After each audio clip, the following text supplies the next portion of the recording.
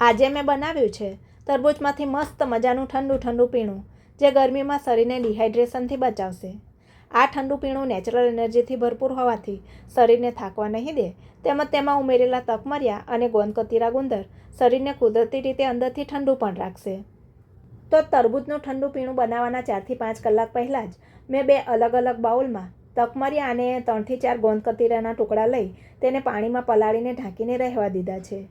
ગરમીમાં આપણે તકમરિયા અને ગોંદકતીરાનો ઉપયોગ કરવો જ જોઈએ, જેનાથી થાક, શરીરમાં થતો દાહ બંધ થાય છે, પેટને ઠંડક મળે છે અને તાજગીનો અનુભવ થાય છે.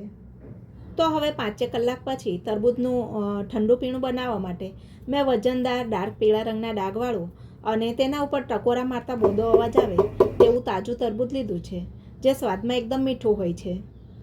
આ તરબૂચને મેં વચ્ચેથી કાપી 2 ભાગ કરી લીધા છે અને એક નાની ગોળ સ્પૂનથી આ રીતે એક ભાગમાંથી સ્કૂપ કરી થોડા બોલ્સ બનાવી લીધા છે. તૈયાર કરેલા આ બોલ્સને હું લાસ્ટમાં ઉમેરીશ, જેનાથી તરબૂચનું આ ઠંડુ પીણું વધારે ટેસ્ટી લાગશે. બાકી બચેલા તરબૂચને મેં મોટી સ્પૂનથી આ રીતે સ્કૂપ કરી તરબૂચનો બધો જ લાલ ભાગ કાઢી લીધો છે, જે ચપ્પુથી તરબૂચના ટુકડા કરવા કરતાં વધારે સરળ છે.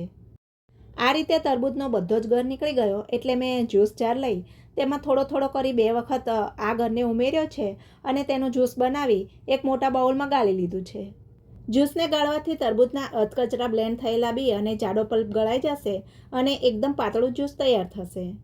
હવે હું આ તૈયાર થયેલા તરબૂચના જ્યુસમાં ચાટ મસાલો, સંચળ પાવડર, પલાળેલા તકમરિયા અને પલાળેલો ગોંદકતીરા ઉમેરીશ, જેનાથી આપણું આ ડ્રિંક શરીરને એકદમ ઠંડક આપનારું બનશે. છેલ્લે હું બાઉલમાં તરબૂચના બોલ્સ ઉમેરીશ અને ડ્રિંકને બરાબર મિક્સ કરી લઈશ. તો અહીં આપણું પીવામાં એકદમ ટેસ્ટી અને તાજું ડ્રિંક તૈયાર થઈ ગયું છે. આ રિફ્રેશિંગ ડ્રિંકને હું ગ્લાસમાં ઘણા બધા આઈસ ક્યુબ સાથે ઠંડુ ઠંડુ સર્વ કરીશ. આ ટેસ્ટી સમર કુલરને તમે તરબૂચના બાઉલમાં પણ સર્વ કરી શકો છો. તો આ ઉનાળામાં એક વખત વોટરમેલન કુલરની આ રેસીપી તમે ચોક્કસથી ટ્રાય કરજો.